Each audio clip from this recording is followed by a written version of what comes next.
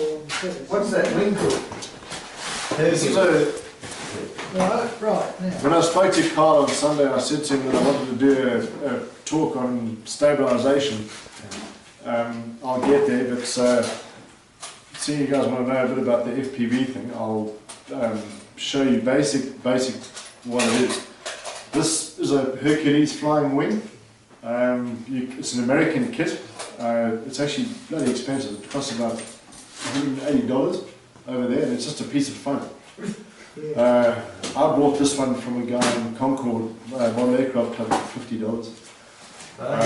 With a line 70 amp speed controller and an old crappy motor that didn't work, so I got a pretty good deal.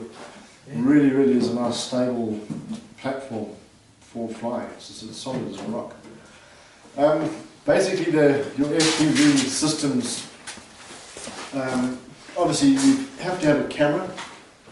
A lot of the guys use just a tiny little security kind of camera, a little keychain camera for the actual video. You don't need something like a GoPro, although a GoPro is nice because you can record and look through it at the same time.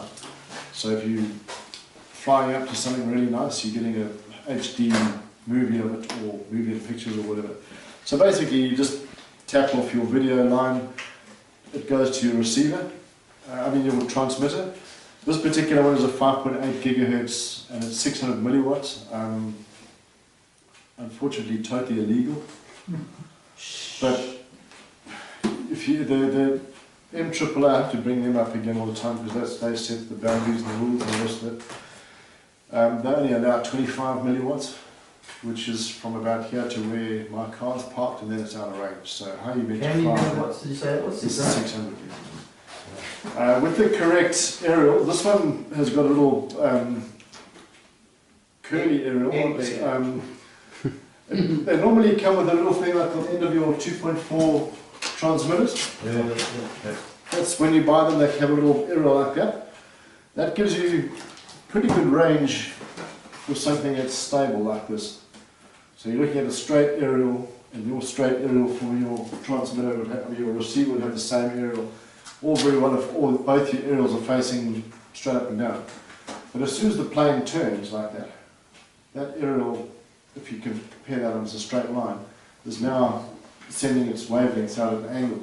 So when it gets to your aerial that's also straight up, it's going to be only just hitting that little portion of the aerial, if you know what I mean. It's not hitting the same thing. These particular transmitting aerials blast the signal out in all directions.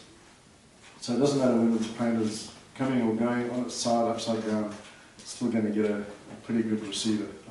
Reception at the other end. I don't know if you guys, obviously you've noticed me flying with goggles. It's a completely immersive experience. It just like kind of locks you in. It's a bit disorientating when you're standing, with those goggles on and you turn, you actually want to lean. It's actually a hell of a lot easier if you actually sit down, because it stops you from getting onto your seasick. A lot of people can't wear goggles, they just start puking and carrying on. So the guys use a camera, a TV system like Adrian.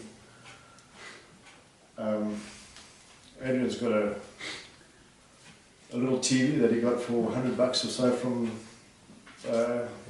Retrovision or one of those places. I don't know what this thing is. You've got to learn how to turn all these damn things.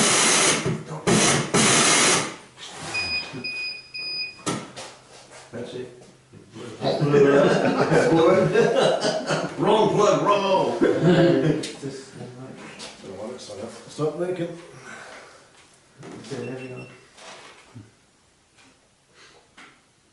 There we go. So that's what you see out of the front of your plane. It really is real time. There's very little latency between what goes in there and what comes up on your screen. I'd actually really like to give it a go flying with a TV set like that, because if you get into trouble, you can at least look away and see your plane, and your eyes are used to the light and all the rest of it. The first time I had my goggles on and was too scared to land with the goggles on. I had to take my goggles off, and suddenly now bright sunshine, I couldn't see the plane even though it was directly over me, and of course I flew into the sun and that was even worse, couldn't see anything.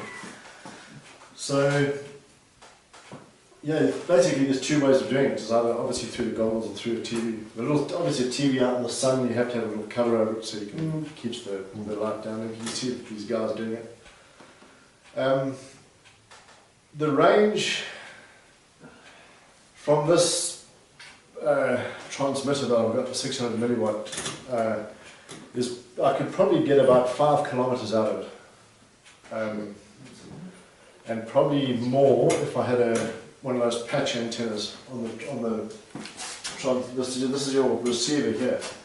Yeah, if you see those guys, they've got like a square antenna and faces. It has to face where the plane is. It's got about a 30-degree viewing angle on it.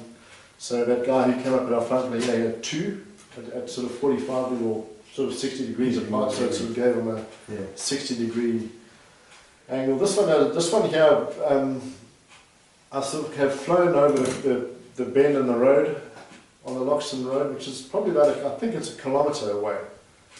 It's quite far, and I'm still getting excellent pictures. What, where the wineries? No, the little squiggle on the road. Probably about halfway between here and the winery. But I'm a bit nervous to go any further than that. Because of the radio. Because of the radio range. But then again, now with the new... Is there any way you can boost that? Not legally. Everything's legal. Again, with having people like Adrian and Ron here with ham licenses, sort of covers me as such. Although I'm not the licensed operator, but if they didn't get into trouble, I'm hoping one of those guys would say, yeah, I'm doing it all.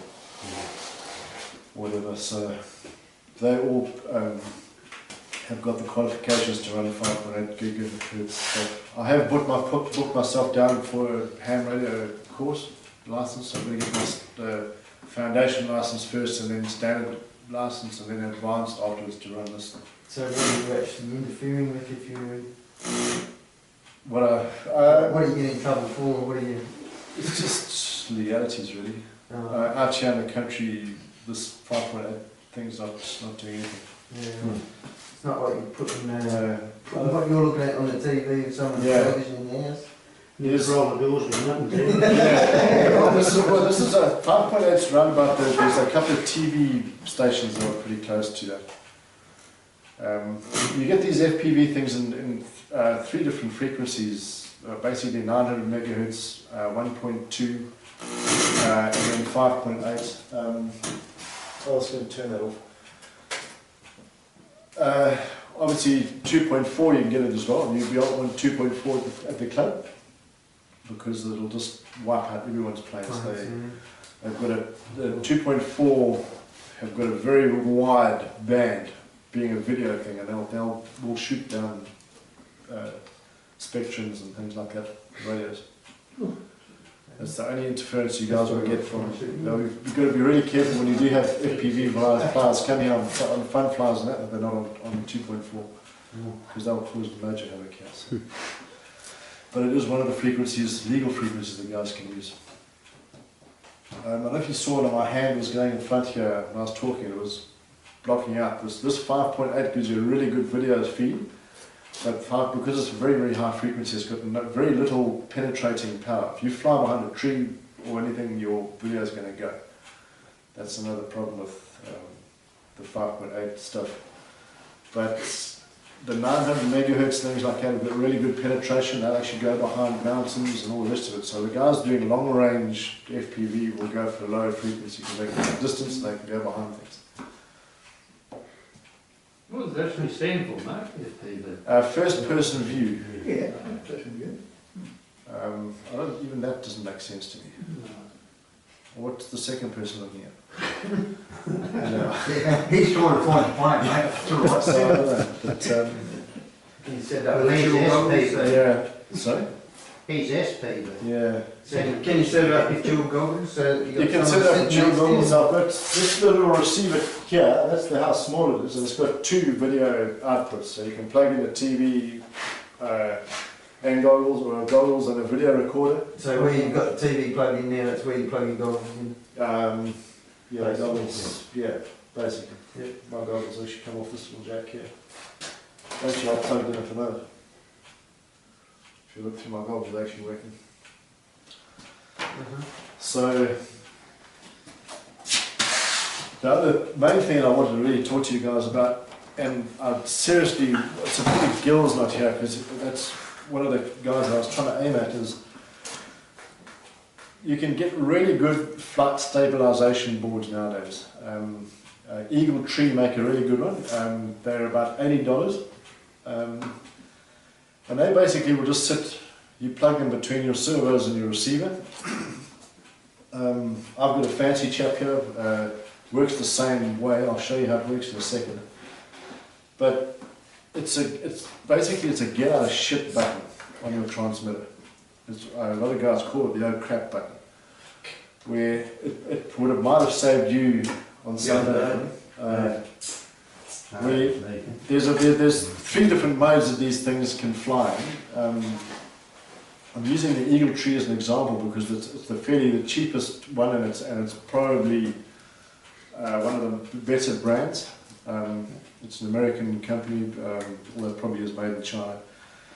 But if you've got a transmitter with a 3 or 2 switch, three position switch, you'd have it in normal mode. In other words, then it's a normal flying, that little stabilising box is doing nothing. Or you can switch it onto stabilise. What happens there is it just whacks your plane back to neutral, to level. So That will on flies, will it? it doesn't work on any system. It goes between your receiver and your server. Yeah. So it doesn't matter what the thing is. So if you're flying in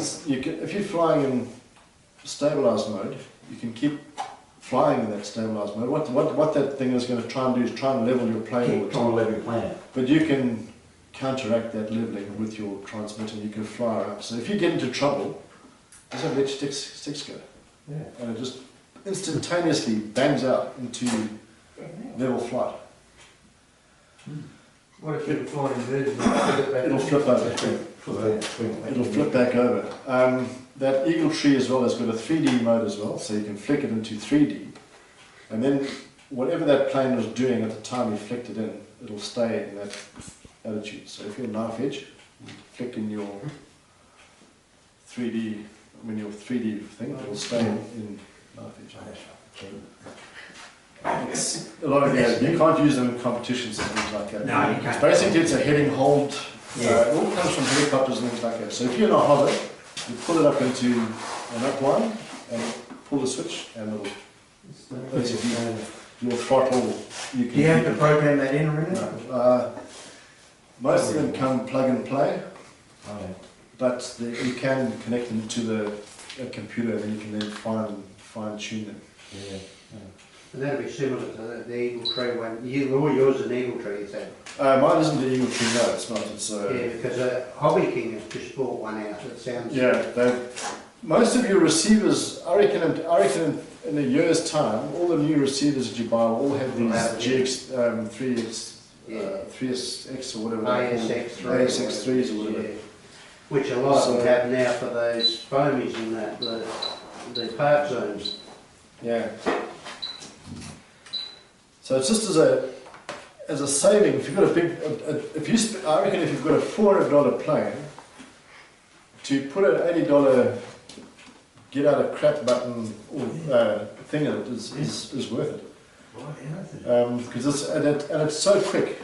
Yeah, you can see the YouTube videos. These things, the guys get these planes in the most unbelievable angles and hit the switch or let the sticks go, depending on what mode they're flying. It's just almost like an autopilot. It's like an autopilot. But again, it might be coming. When you do that, it might be coming towards you, it might be going away or something. But at least it'll give you 5 or 10 seconds to just think, "Whew, that was close." Yeah. and then you can then turn it back and come back to you. So I'll just show you quickly how it works as far as the stabilisation thing goes as well.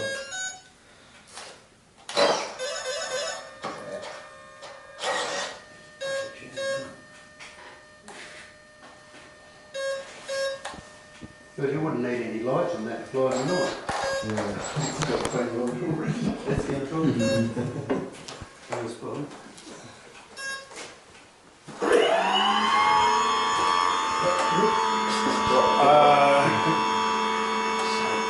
So unfortunately, my engines are going to come on because it's part of the stabilisation thing where when I flick it on to stabilise, it come to about a 40%, 45% cruise, I think, that I've set it at. So it'll keep going at a normal thing. So if you don't mind the engine going, but if you just look, I will bank the plane like that and go up and down, and you'll see how the ailerons will try and counteract. So obviously, if I'm going to go up with the nose, the ailerons are going to come down, and it's going to want to try and keep it going all the time. So see, turn it. Yep. See how it's counteracting. Just go. So that's how those stabilisation things work. And really, it's quick as well. It's as quick as your.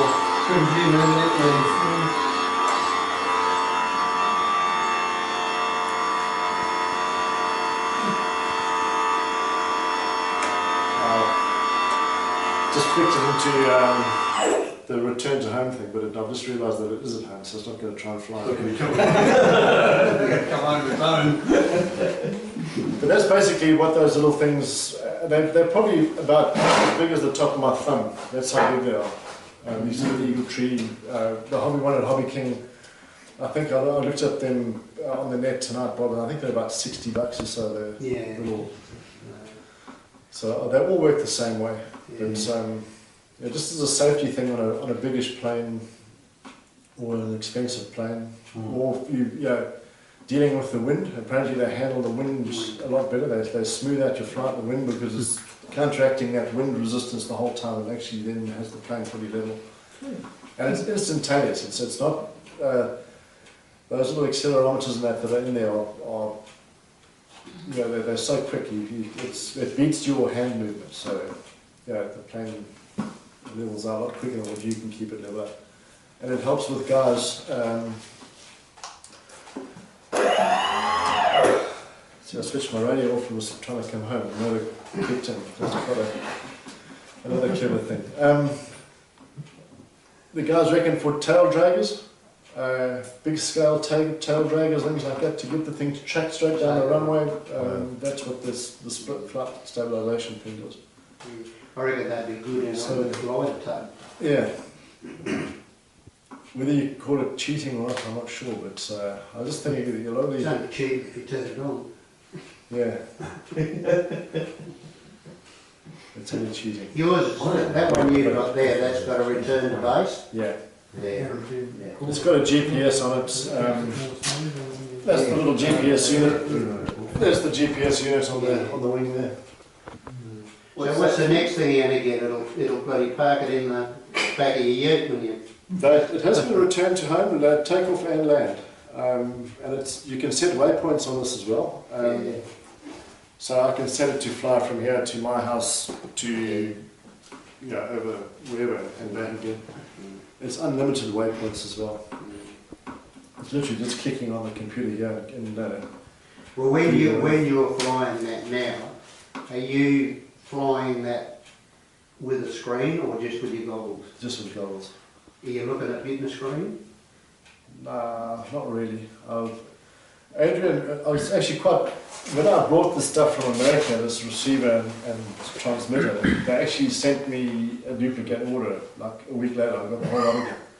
So you didn't send it back? So I didn't send it back. I didn't let the guy know that had happened, and I said to him, when I've got the money, I'll pay him for it. But You got the money yet? so, It was only about 120 bucks or 150 bucks. What was that for, the goggles or the... No, the transmitter, a second transmitter and a second receiver. Oh, alright. Which I've kind of lent to Adrian to And did film you, it, so. and then did you straight away buy the antennas with it, or did you Yeah. buy them separate? I bought the antennas, everything from the same guy, so they knew What you needed? was going on it. Yeah. Yeah.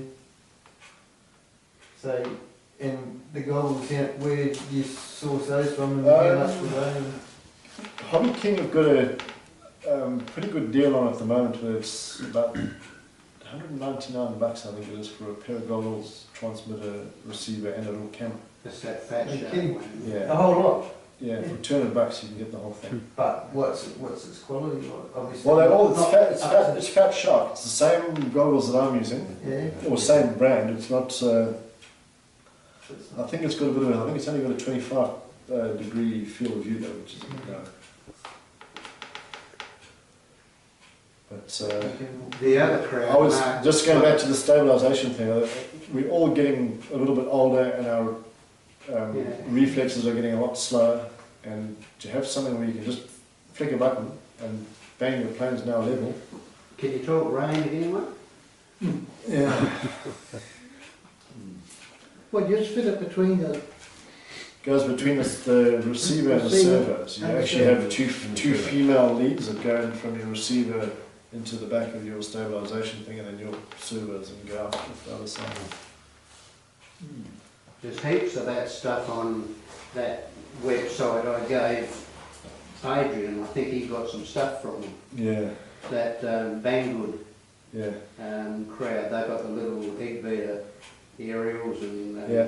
and that, I asked you before about whether you fly it with a screen, because they got a $99, I think it's 12-inch screen with a fold-out Yeah. anti-glare Oh, thing on it. Yeah, Kogan and those kind of places that you can buy TVs and that from here in Australia, they've got a 19-inch TV, LCD TV. I think they're 119 bucks. Yeah. The only thing is with those screens is if they start losing signal, they just go blue. Yeah.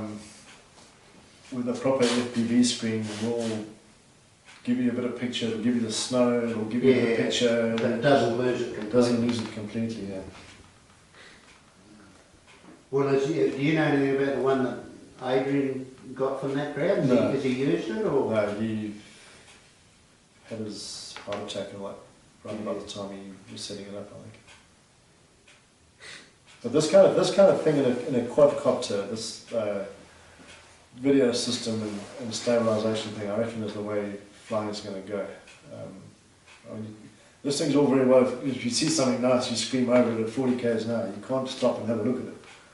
Where a quadcopter, you can get down and look at it.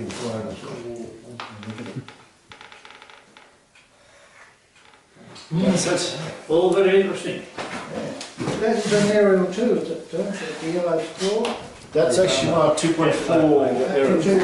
Yeah. Oh, I see. You've got it inside.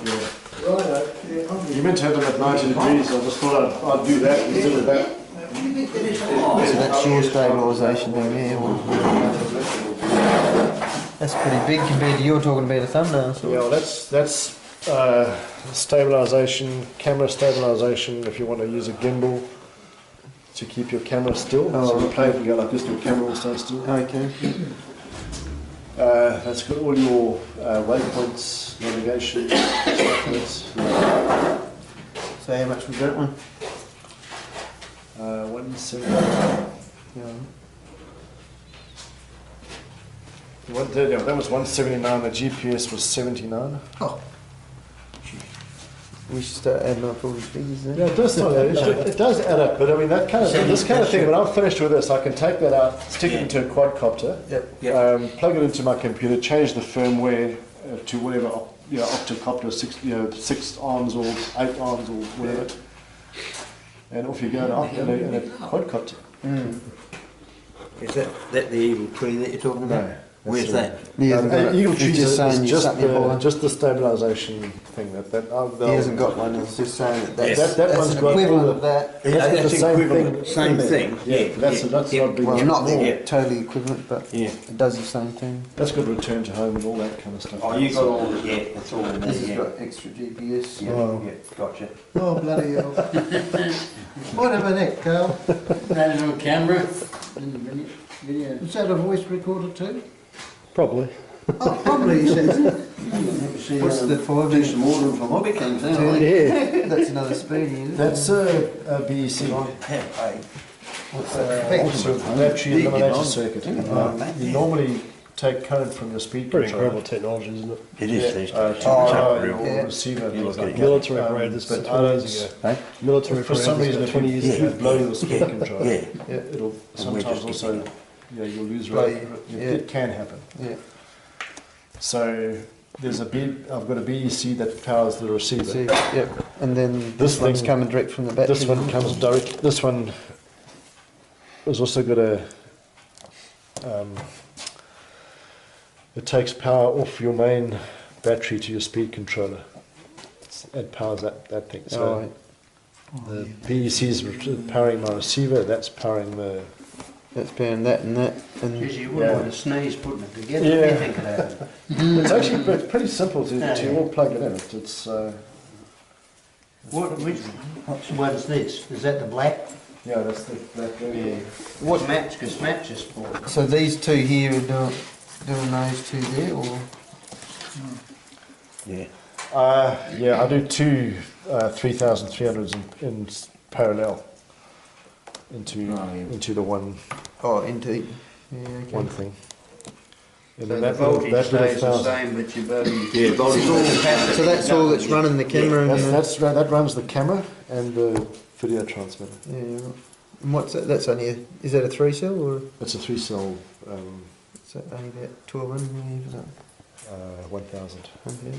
But all of these things that you get nowadays all will run from 6 volts up to 16, 24. 24. Yeah. So you can plug Just any gotta- LiPo, whatever you've got, you just Yeah. bloody whack it in. And You don't even have to program it. No. No. Oh, that's good, isn't it? I'll just automatically just check out whatever. So what are you doing here? Plugging in USB? Is it? Yeah, just stand a bit closer to the prop, Carl. There's no prop. Yeah, they'll warn you before you do anything in these things. You better take the prop. Take the prop off, yeah. That'd be the first thing I should do. You know, from the wrong hole, shit, we just lost 4 fingers. Unfortunately, I'm not connected to the internet here, but if it'll automatically just comes up as it comes onto Google Earth and bang, it just shows you where you are.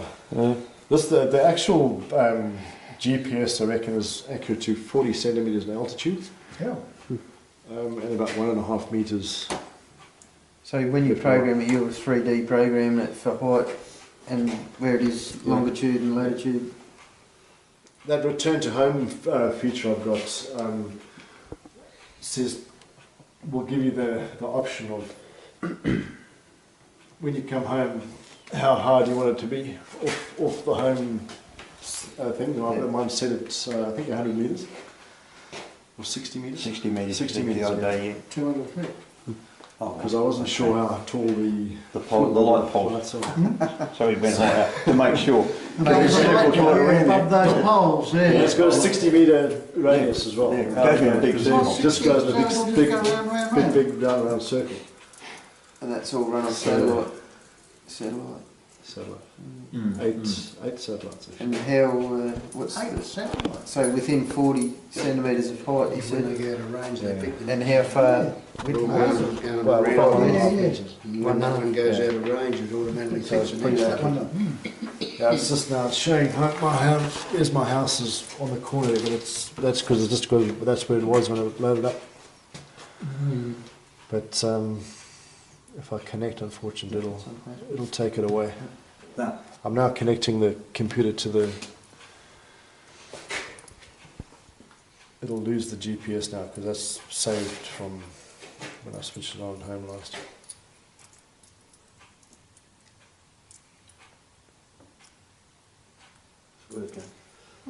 So why do you need blinkers on a bloody flying wing? I don't know what that tells you. It tells you what.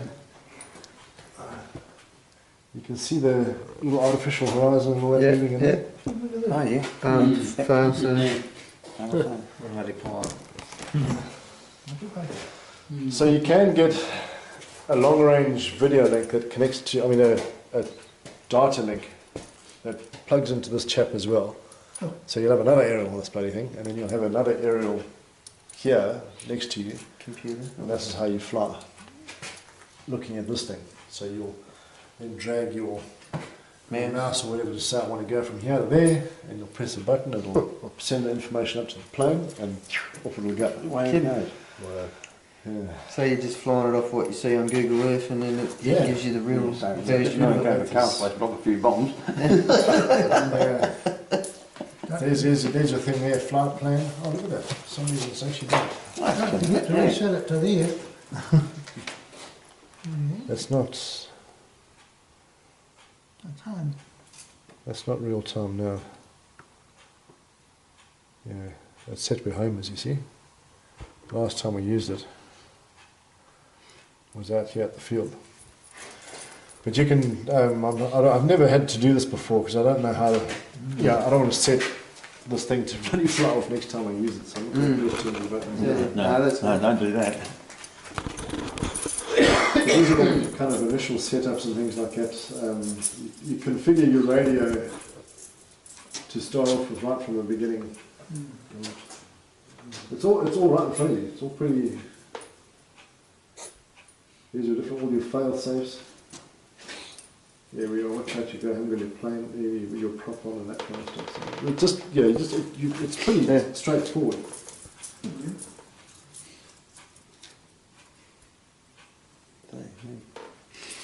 Again, but this is a fairly fancy setup. I mean, that little eagle tree that I was telling you about, it's literally the size of that thing. It really is small. Oh, real? Okay, yeah. And it comes with all the cables and everything, so just put that between your servos and your thing. It's got a little picture of an aeroplane on the front, so that's the way it goes. Like this guy here has got forward. Oh, okay. Yeah, So yeah. you have to position No, it so right yes, away on your yeah. plane.